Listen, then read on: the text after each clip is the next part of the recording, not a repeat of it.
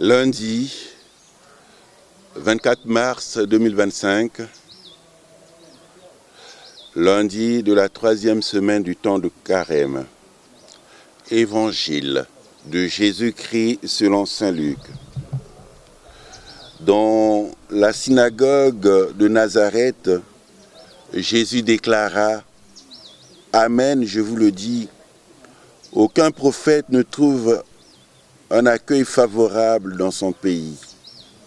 En vérité, je vous le dis, au temps du prophète Élie, lorsque pendant 3 ans et demi, le ciel retint la pluie et qu'une grande famine se produisit sur toute la terre, il y avait beaucoup de veuves en Israël. Pourtant, Élie ne fut envoyé vers aucune d'entre elles, mais bien dans la ville de Sarepta, au pays de Sidon, chez une veuve étrangère. Au temps du prophète Élisée, il y avait beaucoup de lépreux en Israël, et aucun d'eux n'a été purifié. Mais bien Naaman, le Syrien. À ces mots, dans la synagogue, tous devinrent furieux. Ils se levèrent, poussèrent Jésus hors de la ville et le menèrent jusqu'à un escarpement de la colline où leur ville est construite pour le précipiter en bas. Mais lui, passant au milieu d'eux, allait son chemin. Bien-aimés de Dieu, ce temps de carême après cette lecture tirée de l'évangile de saint Luc vient comme pour nous dire, est-ce que nous écoutons vraiment Jésus? L'avons-nous vraiment écouté comme ceux de Nazareth rassemblés dans la synagogue qui l'ont écouté et furieux, ils sont appelés à l'éliminer? Ce temps de carême nous invite vraiment à écouter Jésus. Et quel qu'en soit notre état, de colère ou pas, nous sommes appelés par la prière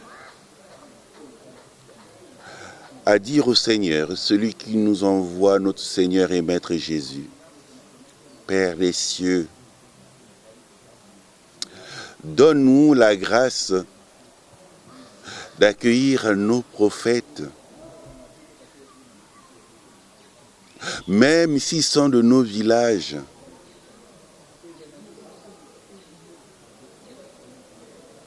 Donne-nous la grâce d'accueillir simplement ta parole en lui demandant de nous transformer. Aussi, nous saurons ta volonté. Donne aussi la grâce aux nouveaux prophètes d'aller vers leur population de villages, de communes, de régions, et pourquoi pas vers leur peuple, le pays, pour les servir malgré vents et marées, pour être proche des veuves d'aujourd'hui, comme Élie, pour être proche des malades d'aujourd'hui, comme Élisée. Oui, s'il nous faut des prophètes à l'image d'Élie et d'Élisée, mais pour servir les autres plus proches, qu'on pourrait qualifier l'amour du prochain, peut-être à ce moment-là, nous écouterons davantage Jésus. Ce Jésus qui à Nazareth est sorti de façon inhumaine de la synagogue, mais son jour n'était pas venu. Jésus a grandi à Nazareth, mais Jésus ne doit pas mourir à Nazareth. Jésus qui est né à Bethléem, qui est vécu à Nazareth, doit porter toutes les situations d'Israël. Jésus n'a pas encore porté les souffrances du peuple d'Israël, qui symbolisent les souffrances de notre humanité. Jésus doit aller au désert, et après le désert, se rendre à Jérusalem. Et là, il va se charger du poids des réalités humaines, du poids de nos péchés. Et là, il va nous ouvrir à l'espérance. Ce n'est qu'à ce moment-là où nous allons comprendre. Jésus, sa vie, nul ne la prend, personne ne la prend. C'est lui-même qui la donne pour nous sauver. Et c'est sur la croix qu'il donne sa vie. Aussi aujourd'hui, en écoutant la parole de Jésus, nous voulons porter toutes les croix.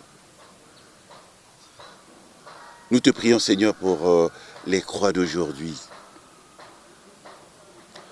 Fais que ta parole puisse vraiment se manifester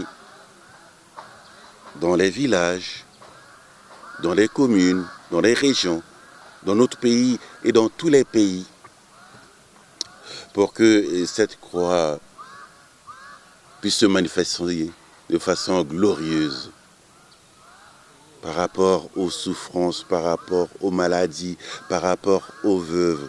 Aussi, nous saurons que les prophètes, tels que Élisée, tels que Élie, ont eu raison. Et Jésus vient comme pour dire à chacun et chacune, non seulement par votre baptême, vous êtes prêtre, prophète et roi, mais plus encore, comme vous êtes les prophètes du temps nouveau, allez vers les autres. Même si on ne vous accueille pas, allez encore. Et ma parole parlera pour le bien de tous et de chacun. Aussi, on saura que vous êtes là pour la veuve, pour les lépreux d'aujourd'hui, pour les laisser pour compte, au motif de porter l'espérance voulue par Dieu, manifestée en Jésus-Christ. Amen.